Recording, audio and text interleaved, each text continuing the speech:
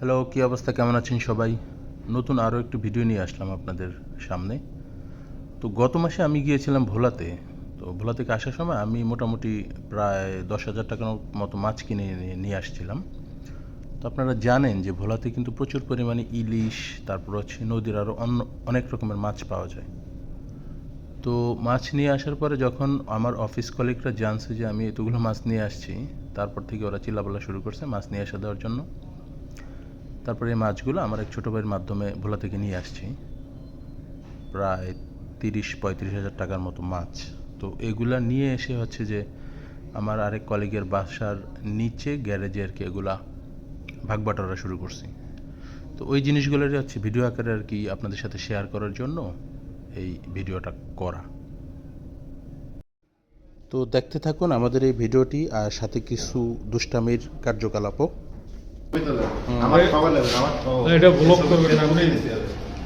Hello guys, এই মুহূর্তে আমি ইলিশ নিয়ে এসেছি। আমি এখন ইলিশ নিয়ে আসছি। মানে ওই গাছের গোড়া ফেলে দাও, ওই একটা দাও, এটা ফেলে দাও, এটা ফেলে দাও, একদম ওয়ালের সাথে। আমার সহ নিয়েন কিন্তু ভিডিও যাই করবেন আমার সহ। না না না না, হ্যাঁ, তো খুবই ভালো জিনিস। ওনার খালি পাউডার ঢেলে আরো ভালো, ঢালো তো ফিরে। হ্যাঁ,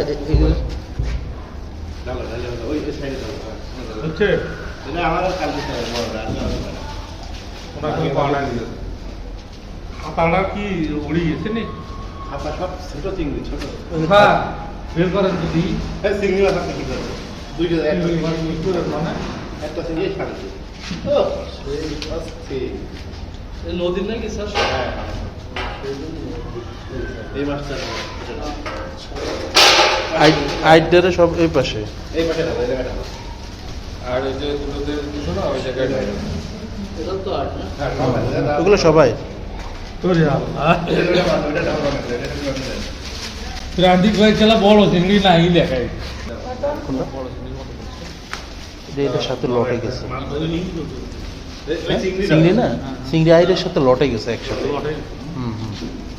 ওই রিস্কালা পায় ফিরোজ, ওটা পানি ঢুকছে নাকি ইলিশ ভিতরে? মাছের পানি ঢুকতে আছে। ইলিশ মাছের তো হিসাব নাই, হালি হ্যাঁ, হালি হালি।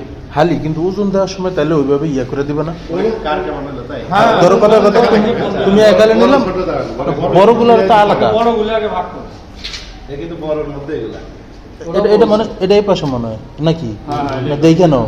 এটা একটু বড় আছে, এটা এই সাইডে থাক, এটা এই সাইডে থাক, এটা এই সাইডে থাক, এটা আপনারা অনেকে হয়তো জানেন না যে ঢাকার সাথে কম্পেয়ার করলে ভোলাতে কিন্তু মাছের দাম অনেক বেশি।